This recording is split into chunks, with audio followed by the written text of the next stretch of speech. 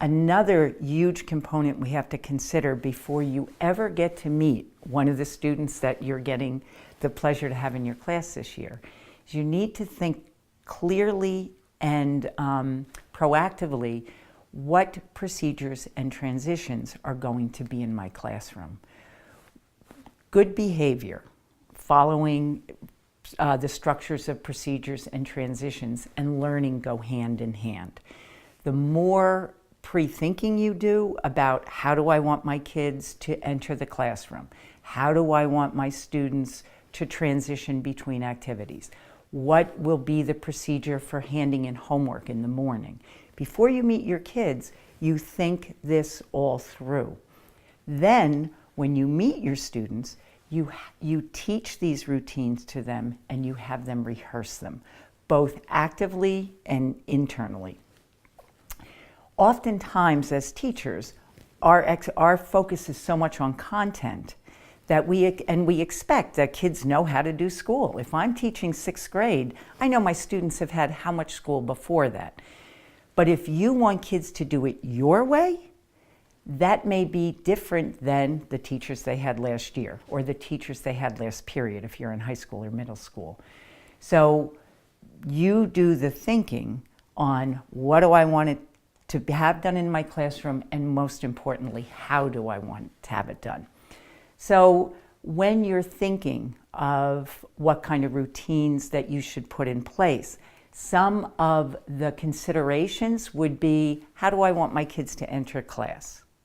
How do I want my materials managed in the classroom? If students need to get up and get different textbooks or different electronic devices or markers and flip chart, if you're using manipulatives down in 2nd grade, what is the procedure for the students to go retrieve those?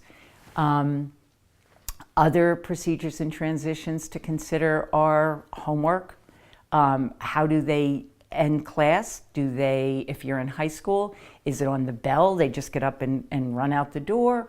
Or do you dismiss them? Because maybe you have one more thought and you're going to hold them after the bell for 30 seconds. Whatever your expectations are, how are you going to share that with your students? So I know lots of teachers who are really good at thinking that through and then teaching their students that and having their students rehearse it.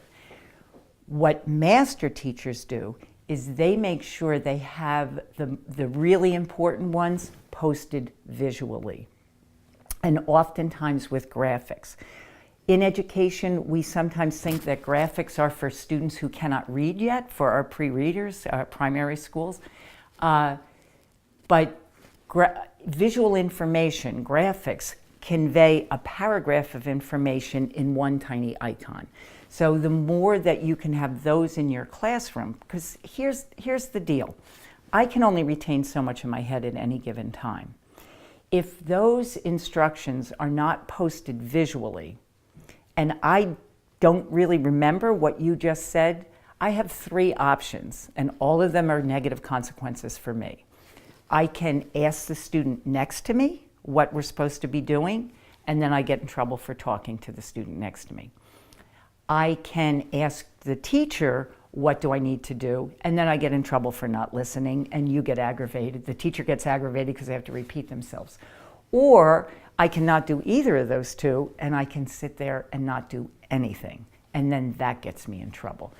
So when we pre-think our procedures and transitions, when we have our students learn them, rehearse them, and when we post them visually, you will save so much time that you will be really effectively using all the instructional time that you have.